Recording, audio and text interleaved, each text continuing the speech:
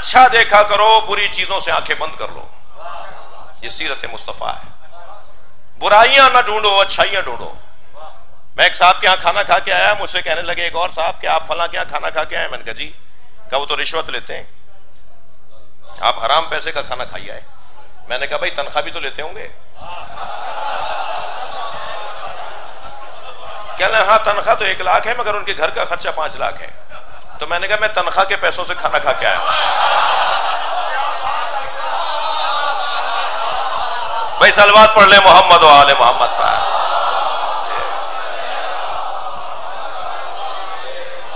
برائیاں تمہیں کیوں نظر آ رہی ہیں؟ نبی کے چاہنے والوں کو پیغام. برائیاں ہم اپنے عزیز ملنے والوں کی برائیوں کو نہ دیکھیں، اچھائیوں کو دیکھیں.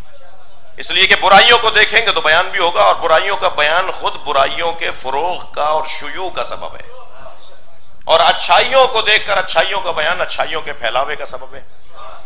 نبی کی ناک مبارک لم یشم رائحۃ الکریہا، نبی کو کبھی بدبو نہیں آتی تھی، ہمیشہ اچھا ہی اچھا دیکھتے تھے، برائی دیکھتے ہی نہیں تھے.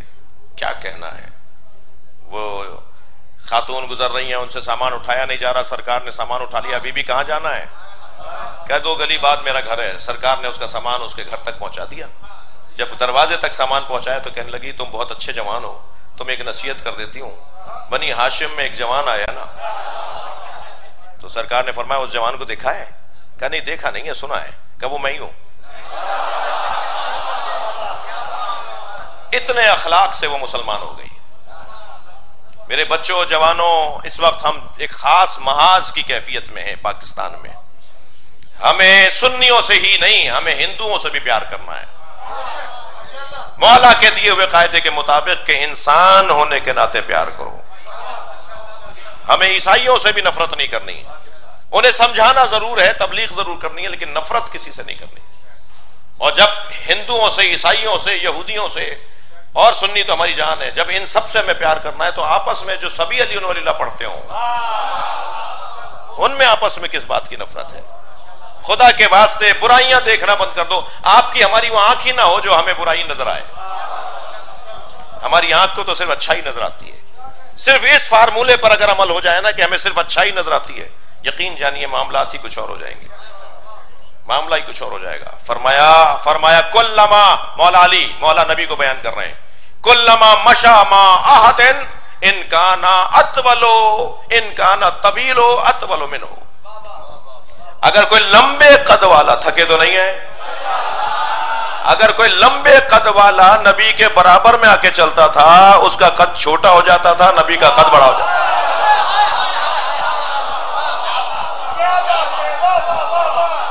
مولا علی بتا رہے ہیں.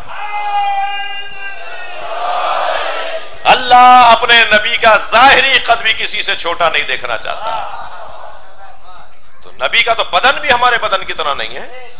میدان حدیبیہ میں ایک صحابی کٹورا اٹھا کر لے آیا، یا رسول اللہ پانی نہیں ہے، پیاس لگ رہی ہے. حضرت نے اپنی 2 انگلیاں، مولا علی فرمائے تفجرت من بین اصابعہ الماء.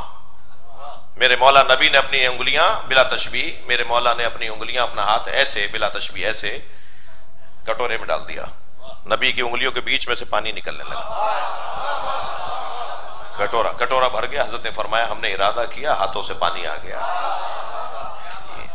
امام حسین کو اگر بھوک لگتی تھی، ایک دفعہ جناب زہرا 2 قدم کے فاصلے پہ تھی، اور امام حسین کو بھوک لگی تو نبی نے اتنا انتظار بھی نہیں کیا کہ 2 قدم پر آ جائیں، اپنا انگوٹھا امام حسین کے منہ میں دے دیا، اور نبی کے انگوٹھے سے دودھ نکلنے لگا. اور جب امام حسین ہمک کے دودھ پی رہے تھے تو دوسرے ہاتھ سے پیشانی پہ ہاتھ رکھ کر دوسرا ہاتھ پیشانی پہ رکھا اور پیار کرتے ہوئے کہا حسین آرام سے پیو، یہ اللہ نے تمہارے لیے بنایا ہے.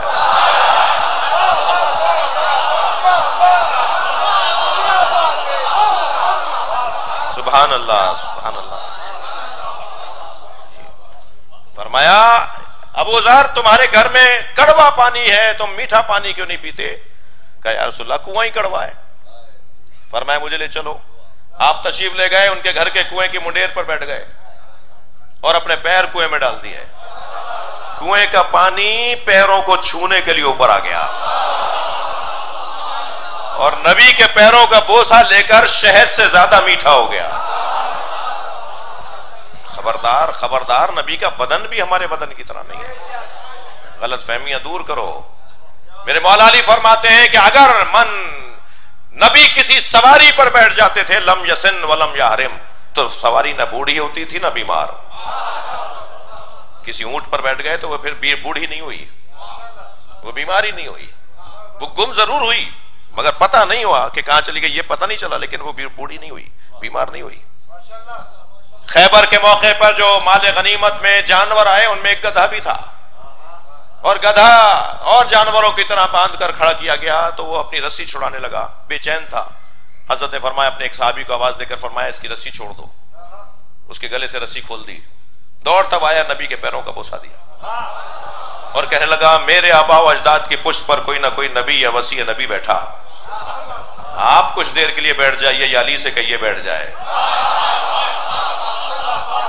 مولا نبی نے اس گدھے پر سواری کی اور اس کا نام رکھا یافور.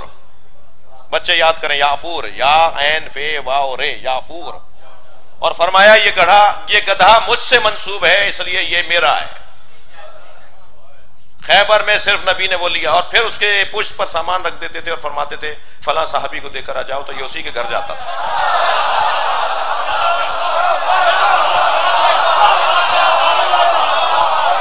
اور اس گدھے سے اگر کہتے تھے کہ فلاں صحابی کو بلا کر لے آؤ تو یہ اسی کو بلا کے لاتا.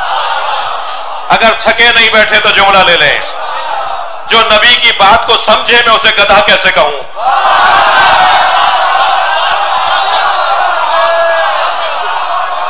جو نبی کی بات کو سمجھے میں اسے گدھا کیسے کہوں، اور جو نبی کی بات کو نہ مانے میں اسے مسلمان کیسے کہوں.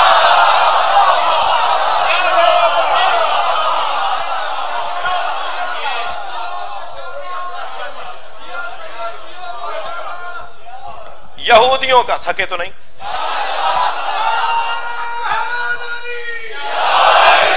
یہودیوں کا ایک منجم تھا، ایک جادوگر تھا، ایک منجم تھا، ایک ستارہ شناس تھا، فلکیات کا اور ستارہ شناسی کا ماہر تھا. اس کا بدن تو تھا نہیں، وہ گوشت کا لوتھڑا تھا بڑا سارا، صرف سر تھا اس کا، گردن اور سر. سدہ نام تھا اس کا. اسے ٹوکری میں ڈال کر اس کے مرید جب وہ کہتا تھا فلاں کے یہاں دعا دم کروانے لے چلو تو وہ پڑھتا تھا، مریضوں کو شفا بھی ہوتی تھی اور جادو بھی جانتا تھا اور وہ ستارہ شناس بھی تھا. شب آمد سرکار اس نے دیکھا کہ آسمان سے ستارے اتر رہے ہیں، ایک نور اتر رہا ہے اور مکے کے اندر اتر رہا ہے. تو دوسرا دن جب نمودار ہوا، صبح ہوئی تو کہنے لگا کہ مجھے مکہ لے جاؤ.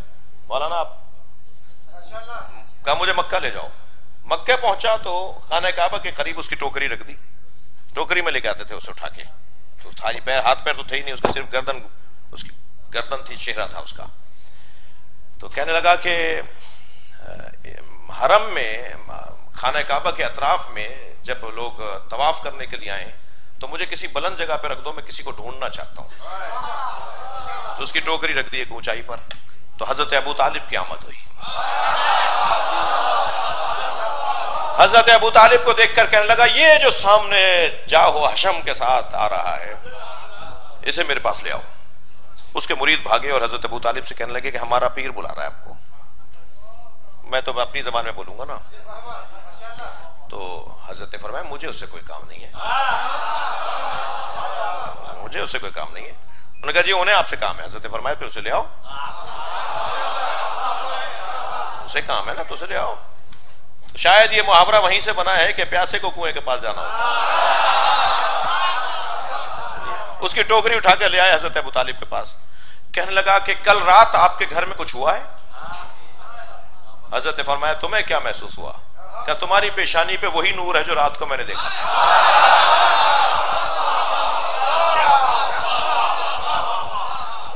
حضرت نے فرمایا ہاں اللہ نے مجھے بھتیجا دیا ہے، میرے بھائی کے ہاں بیٹے کی آمد ہوئی ہے.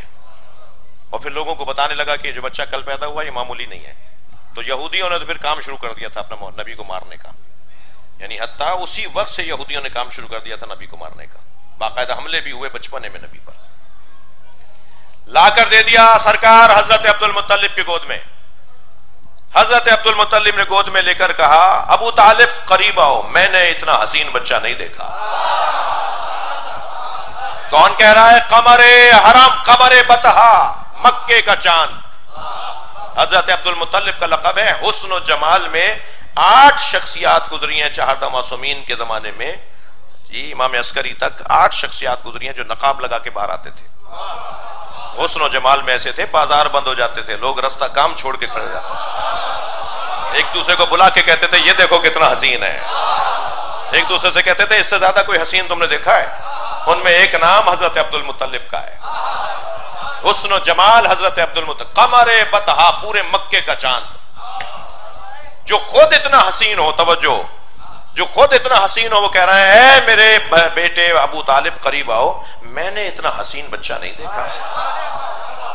اب حضرت ابو طالب قریب آئے. کون ہے ابو طالب؟ ان کا لقب ہے قمر حرم, حرم الہی کا چاند. حرم میں آ جاتے تھے تو حرم چمک جاتا تھا, حرم کی رونق بڑھ جاتی تھی اگر حضرت ابو طالب حرم میں آ جائیں. تو قریب آئے, کہا بابا میں نے بھی اتنا حسین بچہ نہیں دیکھا. فرمایا بیٹا اس کا نام کیا رکھیں؟ فرمایا بابا جس کی ساری دنیا تعریف کرے وہ کسی کی تعریف کرے تو اسے محمد کہتے ہیں. بابا اس کا نام محمد رکھ دیں.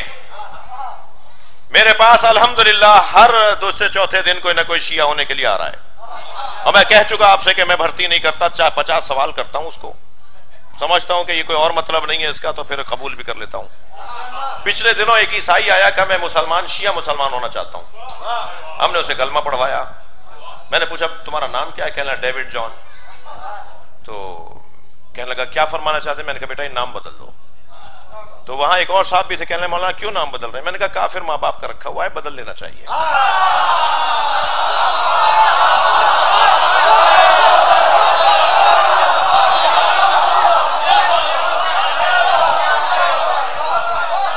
کسی میں جرت ہے تو کہو نام محمد بدل دو. صلوات پڑھے محمد و آل محمد. بھائی آپ نے بہت اچھا سنا ہے میلاد. میں اپنے خطاب کو ایک حسن ختام کے طور پر ایک بات پر مکمل کروں گا. جب سرکار کی آمد ہوئی تو حضرت ابو طالب کرسی ڈال کر بیٹھے تھے, ابو لہب بھی کرسی ڈال کے بیٹھا تھا, اور ابو لہب کی زوجہ بھی اندر تھی, اور حضرت فاطمہ بنت اسد بھی حجرے میں تھی, اور دونوں بیٹھے تھے کہ خبر آ کر سنائی جائے کہ کس کی آمد ہوئی ہے.